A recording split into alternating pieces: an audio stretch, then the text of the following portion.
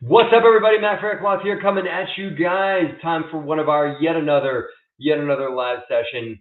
You guys love them. We keep doing them. You guys keep showing up, so we'll keep doing them. And I appreciate you guys showing up every Friday at noon Eastern for the Chats with Matt live session. Sometimes I have a live guest. Sometimes I have my man Hervé Francois on here. I've got another live guest lined up. That's a friend of mine that's going to come on and talk some real estate shop too.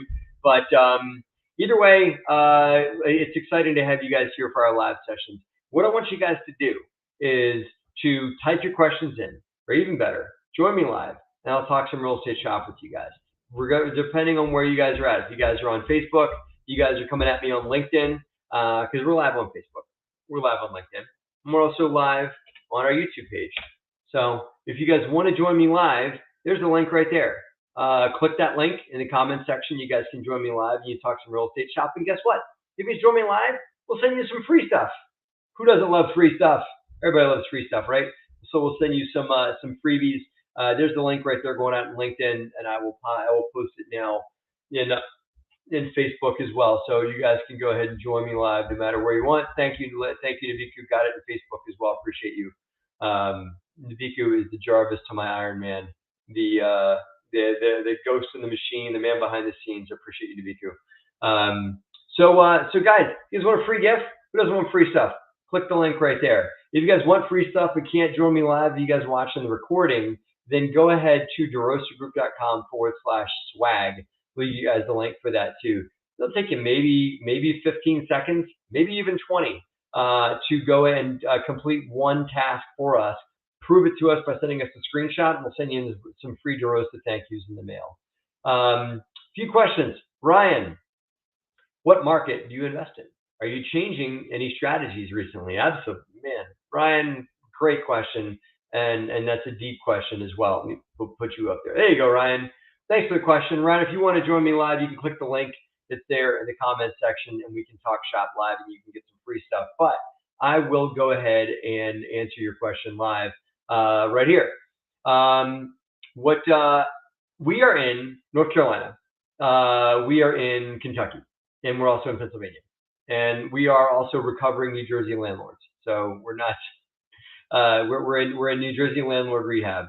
But we are active in growing in Kentucky and North Carolina. Those are our markets that we are pushing into. Mostly North Carolina. It's in the Piedmont Triad, which is the Greensboro, Winston-Salem, High Point region.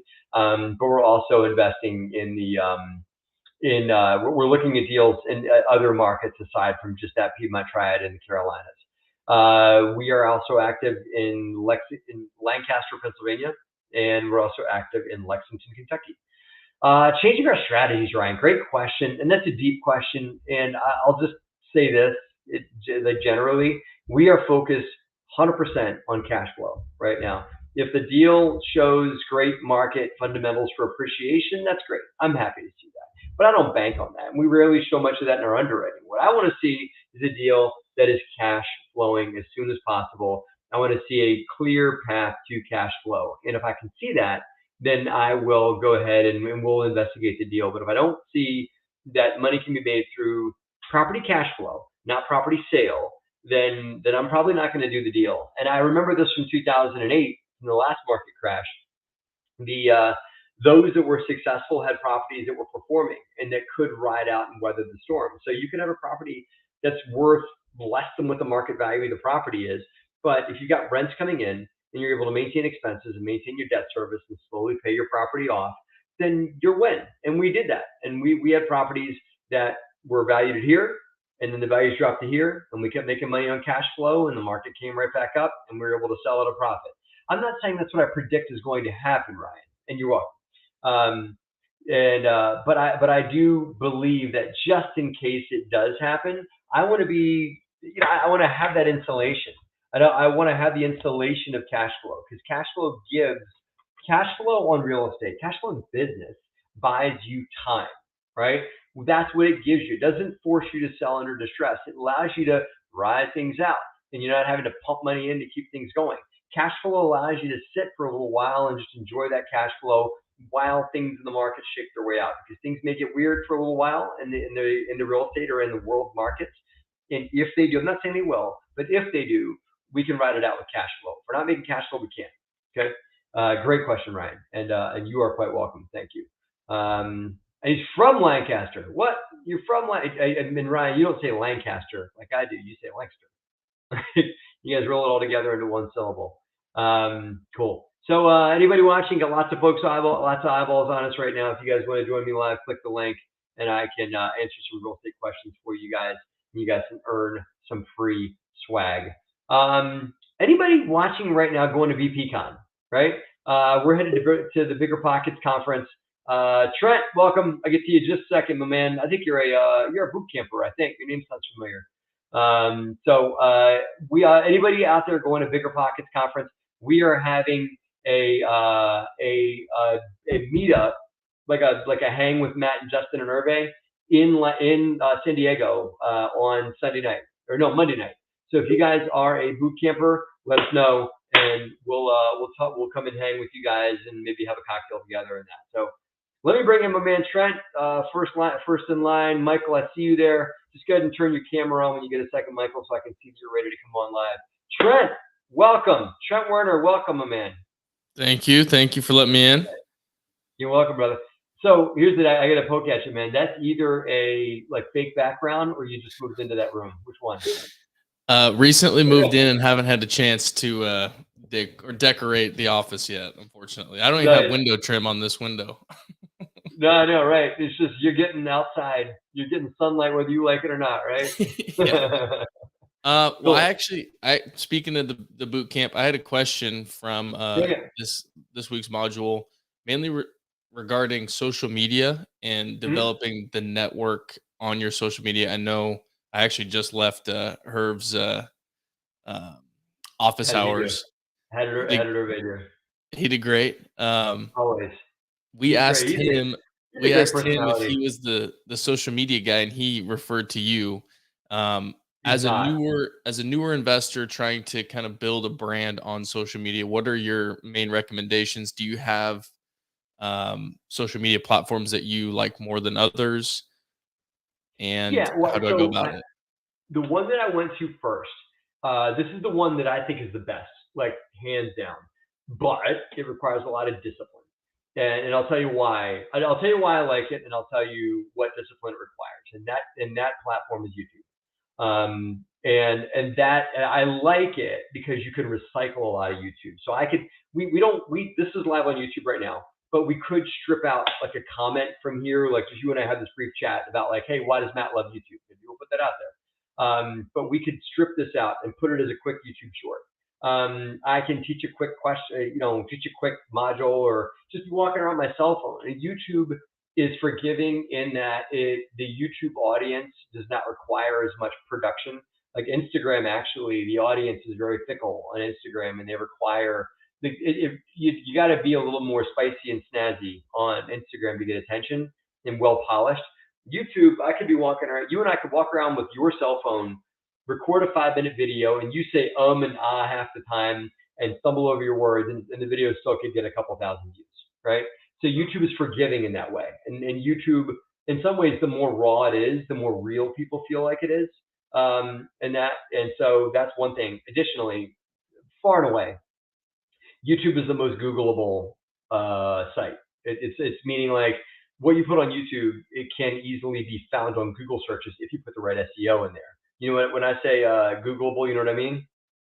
Absolutely. Yep. Yeah. You know why YouTube is the most Googleable platform? Google owns it.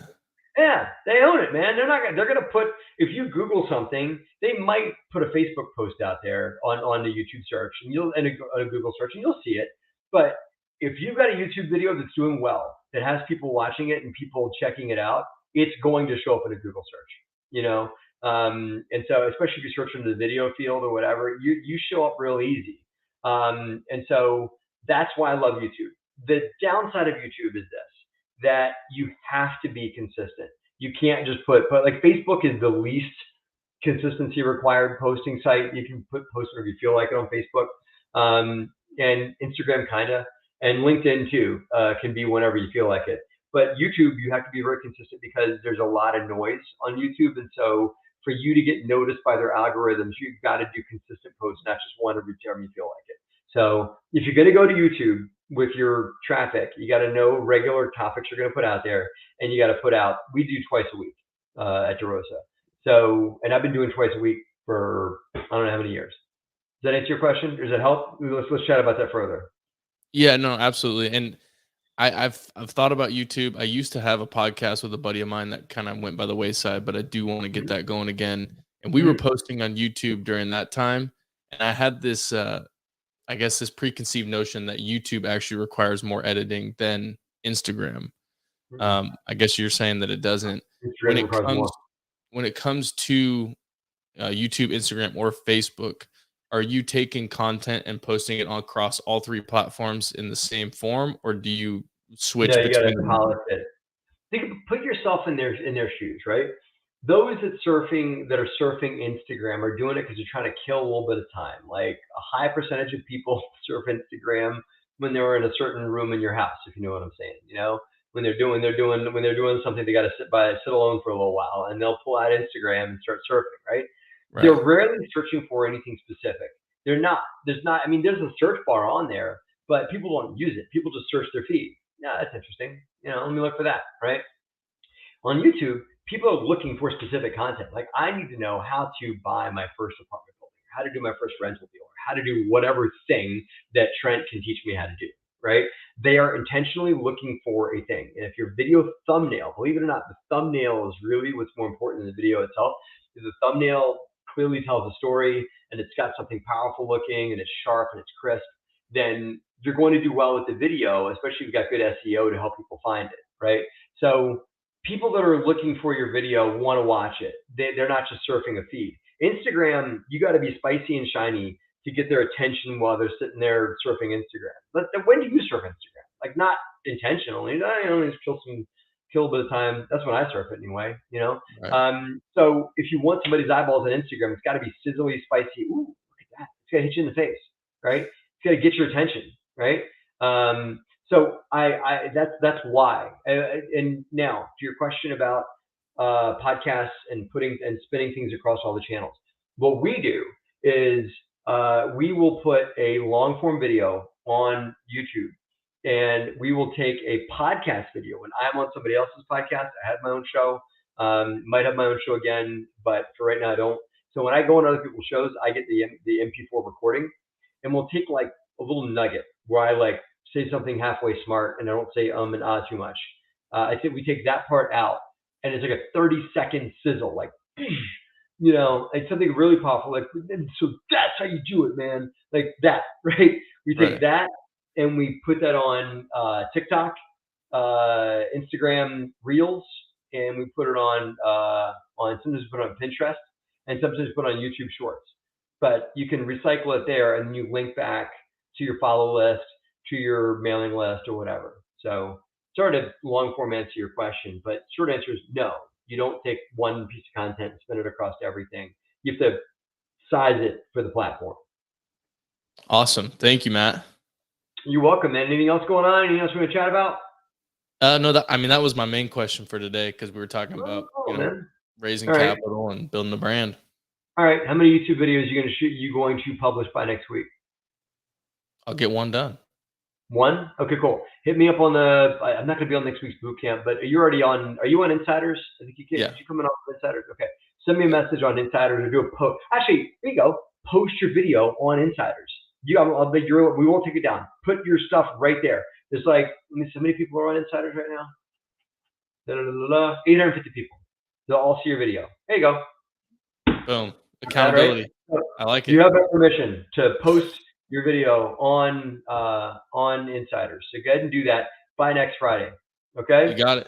Thanks, Matt. All right. You're welcome. See you. Cool. All right, Michael, you ready? You're up next. Here we go.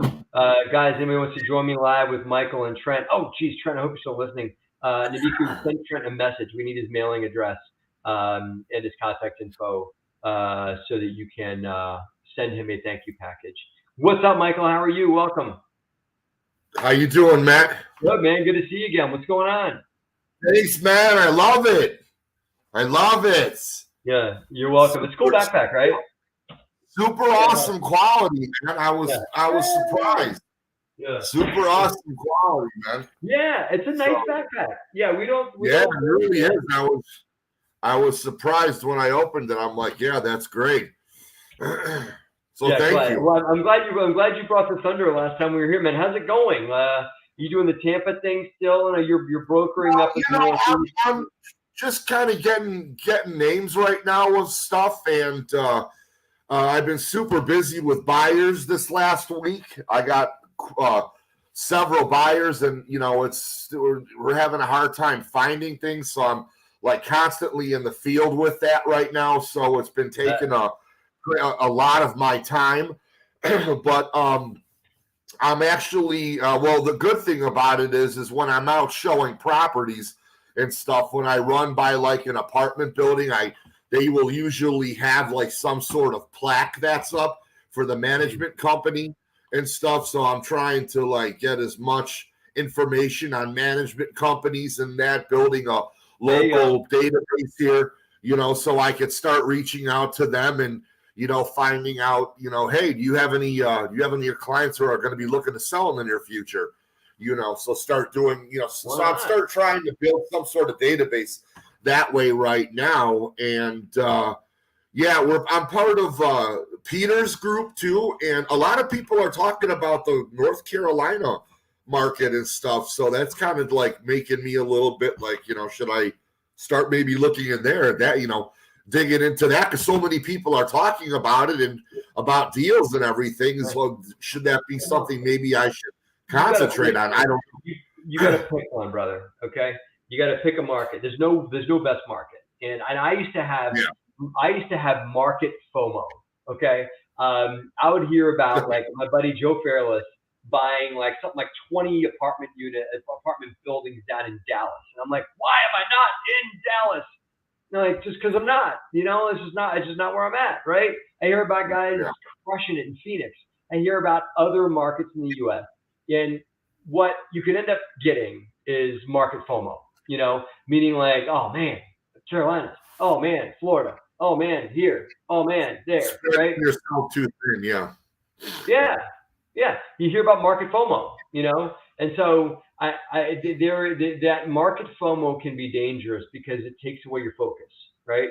So given where you're at, Michael, and I'm saying this with love, given where you're at with regards to like expansion, like you're trying to hockey stick it. One thing I'm getting done right now is because I've had several health issues over the past several years that stopped me from working almost 6 months out of the year. So I fell behind on my taxes. So right now I'm having all that being taken care of right now. I do have a very good credit. I do have a very good credit score, which is good on my behalf, but I have to get these taxes done. Once I get my 1099s and all this, everything filed completely, which is in process right now. So it shouldn't take too much longer. That's when I'm going to start going out and I'm going to start talking to a couple of lenders and see if I can get approved on that end, which I should be able to because of my credit score and stuff. But I just, I need to have all my taxes done before I can really jump in that arena. Otherwise, I'm going to have to do nothing. So that's like, you got to focus on the next thing, right? And for you, the next thing, honestly, you go put an apartment building under contract right now, and they see that you got taxes in arrears or tax returns due or whatever, you're not going to get very far. So get that done. And then I remember the last time you and I talked was your next big thing was a house hack, right? So that doesn't mean you can't be talking to my guy Ryan Sole that I introduced you to down in Tampa, right? That doesn't mean you can't be talking to him. I mean, it doesn't mean you can't maybe spread your wings in North Carolina, but you got to pick a market, right? Just don't have to. I reached out to him. I haven't heard back from him yet. Oh. Ryan, shame, man. If you don't, let me know. Send him a DM. Send him another DM and say, hey, Matt told me. I'll send him another DM. I will. Put my name out there. Say, Matt Freckler told me he's going to put you in a headlock if he doesn't get back to you. But get those taxes done and then start working on a house hack. Because a house hack is the next leg of freedom because it'll drop your expenses so that you can be a little more – dropping your expenses opens up more time freedom for you. right? And that's Absolutely. Yeah, you don't have to work as many hours in your day gig, your realtor world, to meet your expense hurdle, because a house hack will drop that down. Sound good? Sure. Cool. Absolutely. I got people in pipeline here to have on, man. Thanks, But I'm enjoying you yeah, on us. Sure, yes. Love it. Come see me next week, man. Let me have those tax All returns. right, I'll be here. I want to hear you're done next week. All right. All right. All right, brother. I'll talk to you soon. Good seeing you. Thank you. Awesome. You Bye-bye. too, man. Roderick, got you up next. Come on in, man. Cool. Hey, Roderick, how are you, man? All right, how you doing, man? I'm doing great, man. Good. How you doing? Hey, man, making steel today. I work in a steel mill in Detroit, Michigan, so just making some steel today. All right. Okay. There you go. I'm glad to hear you're making steel, man. I'm glad to hear we're still doing that in America. It's good. Yeah, man. We still make some stuff, so. Where does the steel that you make go? Big three, mostly. Big three auto companies, mostly. Yeah. How's Detroit doing? You up in Detroit, you said? Yeah, Detroit, yeah. Hey, how's Detroit as a market? Detroit gets a lot of shade thrown at it, man. How's Detroit really doing? That's okay. We're used to it. But two things you can't deny. Either you listen to Motown music or you rode in one of our cars. So you can throw as much shade as you want to, but a part of your life belongs to us. So, it's all good. In a lot of ways, it's the city that built America. I mean, it's one of the main things that helped launch our country. So, absolutely. I think it's well, we're always fighting, man. So we're on the way back up. I actually, because of you and some other YouTubers, man, I jumped off the porch and I got a 25-unit apartment complex in Detroit under contract right now. I'm flying by the seat of my pants, Matt, but I got to do it, man. I'm jumping in it, man. So give me the deets, man. Give me the deets. You got a 25-unit building under contract. Hey, it's 25 units. What are you buying it for, and what does it need? It's actually was totally renovated. The seller bought it. It was dilapidated. He totally renovated it from the studs to the top. It's only been up and running since 2018. Purchase price is 6.5, but I got him to 6 million. And I'm just waiting on his signature on the PA agreement, and then we're gonna start due diligence on the property. My issue is that hang on, it's my 25-unit apartment complex. Yes, sir. Hey, you're paying. So, how many? Let me just run the math real quick. How much are the rents? The rents average $1,700. Man, you getting that much in Detroit, huh? All right. Where's that? Where is it in Detroit? Where's that? Yeah, it's close to downtown. It's in a space that we call Tech Town. Okay. It's on the way booming up. A lot of tech companies are moving into the city, along with you got your Quicken Loans and Rocket Mortgage Financial. Oh, okay. Close to downtown. It's right off Woodward Avenue. The new Detroit. Yeah, you're a man from the OG Detroit meeting the new Detroit that's coming in. I've heard that. I knew Detroit was seeing a lot of new innovation, because that's what happens with markets like that need rebirth, that need new energy. You end up having companies that want that vibe of new energy and rebirth and new thought leadership coming in. That's what's going to make Detroit, to make it the new market that people are going to be talking about, the new Austin or whatever. Is all that new energy coming in, man. I love it. Yeah. So it's a beautiful building, man. I fell in love with it when I first pulled up to it. All right. What's the equity raise? I'm sorry, what's it again? How much equity you got to raise? Well, down payment, I got a 75% LTV loan, so I got to come up with 25. I'm on my way there. I'm halfway there. I got like 700,000. So I'm having a little issue trying to get the rest, but I'm gonna get there. When do you close? December 31st, actually. Oh, you got time. I got time. Yeah, I got time. Now the issue I ran into is because it's my first deal, my first real estate deal ever. The loan, the lender wants a co-sponsor. So I did end up finding a co-sponsor through my business consultant. He hooked me up with a co-sponsor, a guy who has 700 homes here in the city. So he hooked me up with him. Um, he's asking for 10% equity, which I'm okay with because it's my first deal. I don't know what I'm doing. He's got experience, so I'm okay with that. And then I have a buyout from Okay. him at any point when I cash out, refi, or whatever. How much you giving him? 10%. 10% of the GP or 10% of the deal? 10% of the deal. How much? And so, what's the? Are you keeping 20 and he gets 10? Yes. All right, that's fine. You got to raise other capital though, right? Is he gonna help you raise any capital? No, I'm gonna raise it all. I'm gonna raise it all myself. Okay. Are you gonna take an acquisition fee? You know what? I'm not familiar with that. Okay, so on a on an apartment building deal, when you buy a deal, you can take now if your legal's already done and you already got people committing money, this might be hard for you to do. But a lot of times, syndicators will take a fee when they close, and it can be equal to 1 to 2% of the purchase price. So if you're buying a $6 million apartment building, you could be taking 60 to 120 grand in fees when you close. And that's enough to line your pocket, keep you going, keep your trains running on time. Maybe you hire somebody, maybe you hire a staff member. We try and hire at least one staff member every time we do a deal.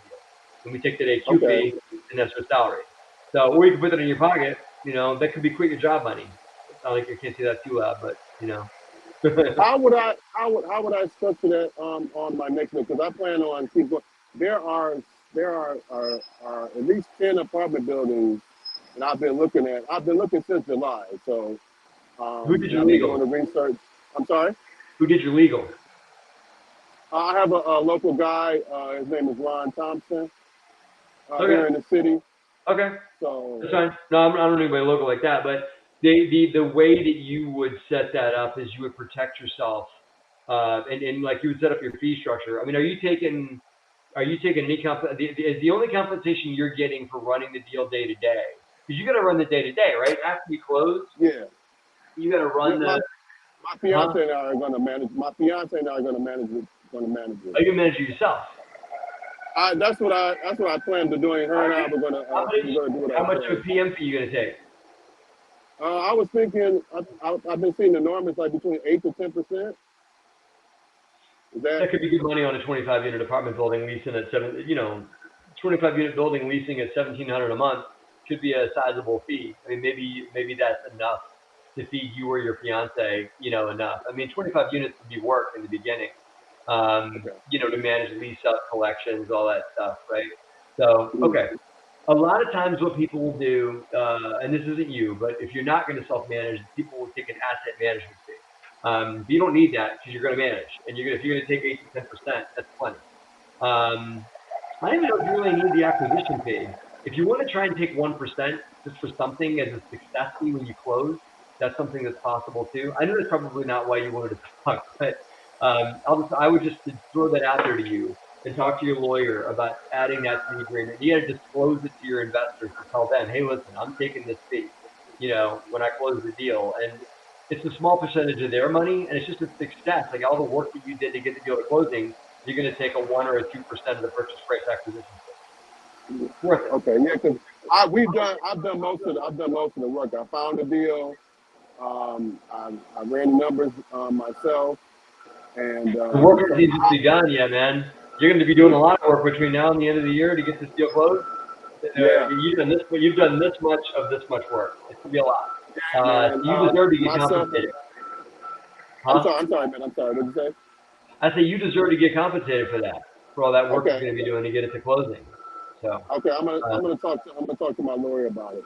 Yeah, man. What else you got? Man, you guys should come invest in Detroit, man. Maybe you kind of selling it to me. You kind of selling it to me. Maybe I'll check it out. Are you in the boot camp? No, I want to be. I think I found out too late about it. Though. I know. It's already sold out. And I had another guy on Facebook just asked, unfortunately, the boot camp sold out. We're going to do another one after Thanksgiving. Enrollment starts after Thanksgiving of this year. So So keep an eye out for that. We'll definitely be about it. That's number one. And number two, man, you coming off of Facebook? Actually, I came in off of YouTube, but I switched the screen. I switched the screen, y'all. Okay, that's fine. Nabiku, I want you to get a hold of Roderick, and I want you to send him a signed copy of Raising Private Capital. You already have my book? Man, thank you. All right, I want to get you a signed copy of my book. Actually, Nabiku, real quick, don't go anywhere. Okay. You got a pen? Write this email down. livesessions@derosagroup.com. Like, this is a live session. livesessions@derosagroup.com. Tell him you're Roderick Alexander, that you were live with me. Give Nabiku your mailing address, and he'll send you a signed copy of my book. Okay? Thank you, man. God bless you, brother. Thank you so much. You do that, man. I want to see you back here with a copy, man. I hope you get that. livesessions@derosagroup.com. Okay? I'll come back next Friday, man, with it in my hand. I promise you. Cool. Love it, man. All right. See you later, Roderick. Bye-bye. Thank you, man. God bless. All right. You are. You too. All right. Darren, I got you here. You don't have your camera on, so I can try you. Oh, there it is. Look at you. Like when I talk to you. All right, I'm bringing it on. Here we go. What's up, Darren? How are you, man? Good. How you doing? I'm doing good, brother. What's going on? Where you at? I'm in Madison, Wisconsin. I'm actually just outside that 34 unit I posted about last night, saying that we hit our 1 year mark. Nice. I remember you talking about that. Okay, so how's it going? It's going well. It's going well. Can you give us a tour? Sure. What the hell? That's real deal, man. Hey, guys, let's go look at an apartment building. This is DeRosa Insider, like 100% right here. We're going to go look at my man Darren's apartment building. Darren, if you're wearing a headset and you can hear me, while you're walking us around, give us the skinny on the deal. And where are you? What city are you in? Yeah, I'm in Madison, Wisconsin. Okay. Bear with me. I just got to find my keys here. I wasn't prepared to get out of the car. I love blindsiding me. Hey, take us through. Do you have any vacancies you can show us or no? Yeah, let me see. I got to figure out, can I flip this thing around? Yeah, there should be a button that's got to turn. Whatever, I'll just hold it this way.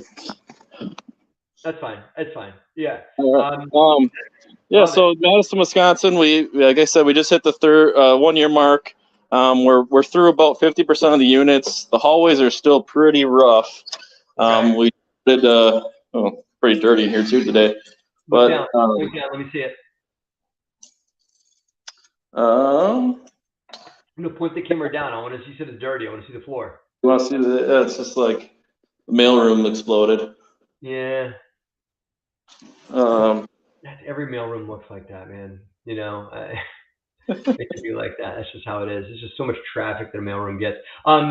Easy. Do you have anybody cleaning your common area for you?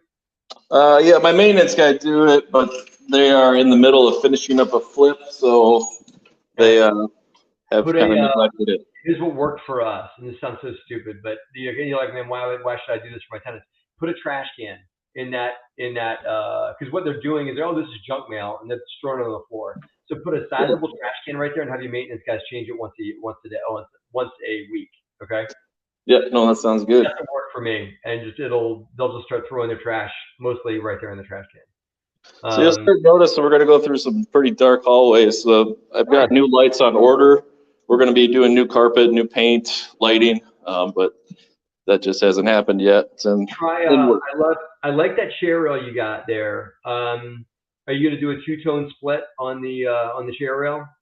I think we're actually getting rid of it, to be honest. I know it does help to some degree when people moving in, but it's just a little tight already. So we brought I also work for a real estate company that has its own design team, so they and kind of planned out what we're all doing here. Is that you're on live Facebook. Hello. What's going on? Are those the new floors or those the existing floors? Those are the existing. So here we're walking into a renovated apartment that's just about they're moving in tomorrow. So. Ooh. Okay. I like the floors. Are those what are those floors? Are those laminate vinyl plank? Yep, vinyl plank. Home Depot. Okay. What was this unit renting at, and what are you planning on getting post reno in rent? Yeah, this one was rented for $13.50. It's a 2-bedroom, 1 bath, heat included. And I'll just this is going to be the next one we're jumping into. You'll see this is where the dumping ground thing is. This is what I like to see right here. Pretty nice, but show me the grit, man. All right, yeah. This one's actually not that bad. I could even show you a worse one downstairs, but yeah. So it's a 34 unit. We bought it, like I said, a year ago. Bought $100,000 a door. We structured it with 80-20 loan, and then we also had it appraised after renovation value so that we could take some construction funds to finance our renovations. Okay. This is a great building, man. How many units have you turned since you bought it? We're just finishing up our 16th one, or 16th or 17th one right now. What's your total, like, what's been the need, how much you've been able to move the needle on rent roll since you took ownership a year ago? Give me some pre Darren and post Darren stats. Yeah, so brag on yourself a little bit. Well, we run our projections, and we're already going to hit our year 7 projections in year 1. So pretty good there. I can't remember off the top of my head what exactly it was, but I think we were bringing in about between 28 and 30,000 a month when we bought it. And right now we're sitting once all these vacants that we have that we're renovating are rented at market rate, we'll be sitting about at 38,000 a month. So pretty sizable jump right there.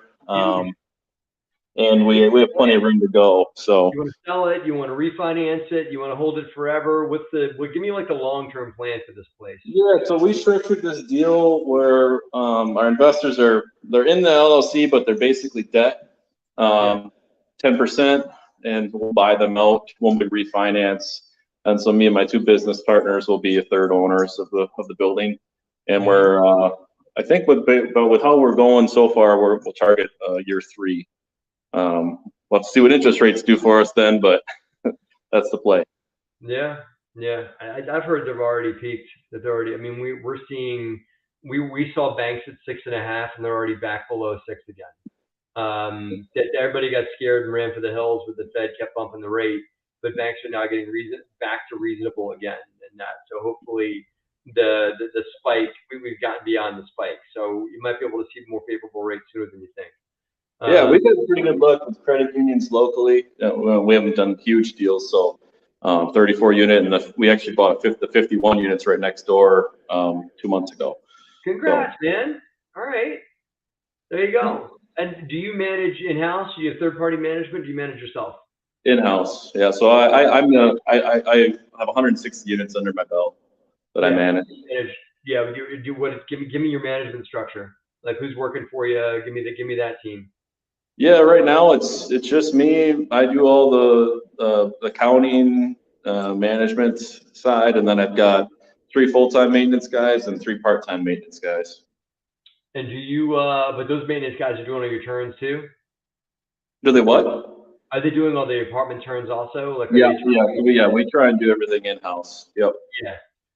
You're really organically. You're like, you got good foundation, and this is a testament to other people that this is a testament to picking a market and scaling into that market, because you can do what Darren's doing in having local staff, local people, being able to hire your own construction staff, your own maintenance staff, your own everything. Why are you doing the accounting yourself? You just like it, or you just would rather do it? You could hire like a bookkeeper, even like a fractional CFO to do that for you. Yeah, that's the next step. Little background. You're like, well, you got brain damage? Why are you doing that yourself? Yeah, right. A little background is that I started with my brother-in-law and sister's company. We grew that from 90 units to 800 in about 5 years. Also in this market. Then broke off, started my own 15 months ago with 2 other partners, and so we're up to, like I said, 160 now. So it's just been taking the hit to the paycheck for starting it. I've been a little weary to give up other things as I'm just trying to get my bank account padded a little bit before I make that next hire. I get it. There's a balance between keeping your personal lights on and, how do I say it? Keeping your personal lights on, but also giving yourself some time so you can scale and grow the business. So if your full-time job is not managing and running the books on that apartment building, and you got time to look at new deals or whatever, then that's a good enough balance. And you'll eventually hire somebody. And I did, when I first got started, man, I was doing the showings and the collections and the everything with all an interface. They all have my cell phone number. I mean, it was great. But I eventually worked my way out of that. But now I know what needs to happen in that role because I used to do it. Right? Yep. So eventually, when you grow out of the role, no employee is ever gonna dupe you because you used to do that, right? So, right. Cool. Cole, anything else you want to run by me, man? Thanks for the tour, and I appreciate you celebrating the win of owning this joint for 1 year, man. Anything that you want to run by me? I mean, I'm here for you. My question, I don't know if you're familiar with them, but I'm trying to look into these C-PACE loans. And I'm trying to get connected with someone. I've been trying to reach out to some of the local, but I haven't had any luck. But I mean, we're buying these 60, 70 vintage. We're doing a lot of envelope. We literally replaced all the windows on this entire building. The boilers are original. We're updating lighting. So looking to try and take advantage of those, you get those 30-year loans with renovation. So they are C-PACE. For those that are not familiar, is a very, very new program that not everybody has figured out yet. It's one of those things that the government thought up and is now working its way through the Python. And so it's typically for energy efficiency, correct, Aaron? Correct. Yep. So we're looking at C-PACE for an apartment building that we're going to be building, and we're going to be putting solar on the roof using a C-PACE loan, right? And so anything that is energy efficient. So as Darren said, windows, insulation, maybe LED lighting, Darren, you could probably pull that off, I would think. Certainly if you want to go and do like a water conservation package, so low flow toilets, aerators on your shower heads, aerators on your sink heads and everything like that, those kinds of things, that's typically at least $300 to $400 a door is what that kind of stuff's going to cost you. So you can get all that on a C-PACE loan too. And if you're doing energy efficient projects and you get approved for C-PACE, then they will loan you the money, and it gets, as Darren said, into a 30 or 35-year loan, and it gets tacked onto your real estate taxes. So it actually doesn't go on your property as additional collateral, and your bank's either not going to see it altogether, or it's not going to interfere with them through like a second mortgage or be behind you in line or whatever it is. So your bank doesn't have to approve it, to be honest. It's like a real estate tax add-on, and it's very little. But so if Darren goes to borrow $200,000 to do all this work on his apartment building, but then it gets lumped on his real estate taxes over 30 years, it's not going to kill him, right? And so the only thing I would warn you about is that it likely transfers. I don't know about this part of it. Like, let's say that you go to sell that 35 unit you got there, right? Yep. Will the C-PACE loan just automatically transfer to the new buyer, or would you have to or be able to pay it off at closing to just wipe it out so that the new buyer would have lower real estate taxes, or would you have to want to, or would they balk if you try to transfer that loan to them? I don't know how it transfers. Do you? My understanding is that it survives the sale, so it does transfer. Obviously, there'd probably be a negotiation that if they want that or not when you're selling. But I'm in this for the long haul, so my plan is just keep leveraging up and buying. Keep holding it, right? Keep refi. I mean, that's the smart way to do it. Refinance, take those refinance proceeds and put on the new roof when you need it. Redo those common areas when you need it. Redo those tenant units after your tenants wreck them and you got to put it back together again. That's what refi can be for, right? So that's good stuff. There are, to answer your question, a lot of consulting firms that I would start with a solar panel provider, because C-PACE, as I've heard, is primarily used for solar, or it's aimed primarily at solar and geothermal heating, that kind of stuff. So I would start with a solar panel provider consider doing solar on your building. You never know. You can actually become an energy provider and sell electricity to your tenants that's generated on your solar panels, by the way. So start with a solar provider, and they likely know they're going to be. I think solar is going to be the lead on CPACE where it gets applied, and so they likely know what you need is a consultant that can get you the CPACE application done and the paperwork done and can advance it and be your expediter, right? So I would start with a solar provider because they likely know who that consultant would be, or they would do it for you for a fee, for like a percent, whatever you get approved for. Fair enough. For what it's worth, okay? Hey, Darren, send us a line over to live sessions at theroastergroup.com, or Nabiku, please hit up Darren on Facebook, Darren Beske, B-E-S-K-E. Nabiku, please send him a message and I'm going to get your mailing address, Darren. I want to send you a thank you package for coming on live with me today. Sounds great. All right. Appreciate you, man. All right. Thank you. Good luck. Keep us in the loop on how that goes and for the new building too. All right. And thank Will you. Do. You bet. Thanks. You bet. All right, guys, that was an awesome live session. A lot of fun, as always, and love going on live with you guys. I'm going to just speed around a few questions. To Tams, are you still investing in New Jersey? We still own a property in New Jersey, but we're not investing there. We're slowly divesting from New Jersey. Nothing's wrong with it. You got to focus. We're going to focus on the Carolinas and our existing Kentucky portfolio. Maybe another deal in Pennsylvania in the future. Maybe not. We'll see. Let's see, just quick to Kevin Hawthorne. Good afternoon from Lakeland, Florida. Give you a quick hello there. Hey, Kevin. I think that's it, guys. Man, that was fun. Had a few live guests. Send away some free swag. Nabiku, thank you. Always appreciate you being here with me as the Jervis to my Ironman. Guys, every Friday live at 12 noon Eastern. 12 noon Eastern. Join me Fridays. And come on out and we'll do live sessions. I'll do chats with Matt. You guys can pop in, answer, ask questions, talk some real estate shop with you guys, get into whatever you guys want to get into, and make some deals happen, right? Thank you. DeRosaGroup.com is our website, and join us on Insiders on Facebook at DeRosa Insiders. Just look it up on the search bar there. It's a free community for those of you guys who are not aware. That's what I got for you guys. I'll see you next week. Bye-bye.